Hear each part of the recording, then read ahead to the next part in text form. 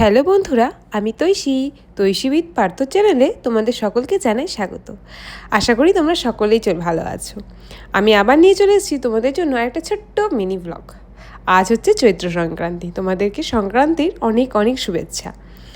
তো আমাদের বাড়িতে কিন্তু চৈত্র সংক্রান্তির দিন দেখতে পাচ্ছ তো পাঁচন রান্না হয়। এটাই হচ্ছে আমাদের বাড়িতে নিয়ম।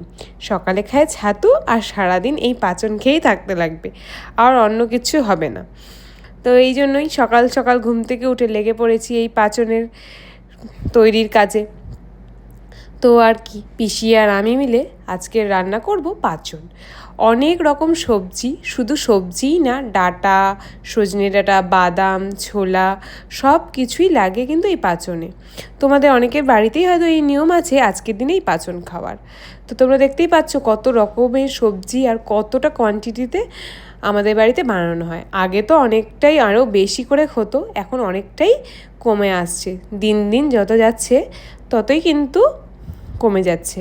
আগে যখন মামুনি ছিল শুনেছি অনেক বেশি করেই নাকি বানাতেন, এখন অতটা না। তাও দেখো, এবার আমি পাঁচন বেশি কোয়ান্টিটি হবে বলে বড় কড়াই নামিয়ে নিয়েছি। আর এই যে বড় কড়াইতে নাড়াই যাচ্ছে না, এতটা কোয়ান্টিটি বেশি হয়ে গেছে। বাবা কই আমার ছেনা, বাবা কই আমার টুকু পাখা, কই কই কই কই কই কই।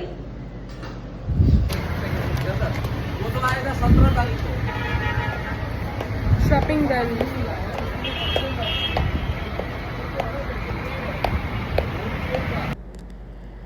তো কাল ছিল আজ যেহেতু চৈত্র সংক্রান্তি, কাল তো পয়লা বৈশাখ। তো পয়লা বৈশাখে আবার শপিং করব না সেটা তো আর হয় না, তাই চলে গেছিলাম বাজার কলকাতাতে কিছু টুকটাক শপিং করতে। টুকটাক না, বাড়িতে আমাদের জন্য কিছু নতুন জামা কাপড় নেওয়ার জন্য। তো ডুগুর জন্যও কিছু নেওয়া হয়েছিল না, আমার আগে নিয়েছি, তোমাদের তো সেটা দেখিয়েছি। তো কিছুটা বাকি ছিল, তো ভাবলাম না আজকে সকাল সকাল গিয়েই করে আসি। তো চলে গেছিলাম, আর দেখতেই পাচ্ছ ডুগু বিলটা নিয়ে ভীষণ খুশি হয়ে গেছে। তো এই করে তো সারাটা দিন পার হয়ে গেল। বিকালে চলে গেছিলাম মায়ের ওখানে। তো ভাবলাম আজকের দিনে একটু মার সাথে গিয়েও দেখা করে আসি। বাড়িতে গিয়ে তো সারপ্রাইজ হয়ে গেছি, দেখি নাইনিও এসছে আজকে। তো এইভাবেই তো আজকের দিনটা আমার খুব ভালোভাবে পার হয়ে গেল। ব্যাস, আবার কি, বাড়িতেও চলে আসলাম। আর ডুগুও পাপার বাইকের সামনে বসে ভীষণ হ্যাপি হয়ে গেল। আর কি, রাত্রিবেলায় আবার সেই পাঁচন খেয়েই আজকে দিনটা শেষ করলাম। তোমরা কি কি করলে আমাকে অবশ্যই কমেন্ট করে জানাও।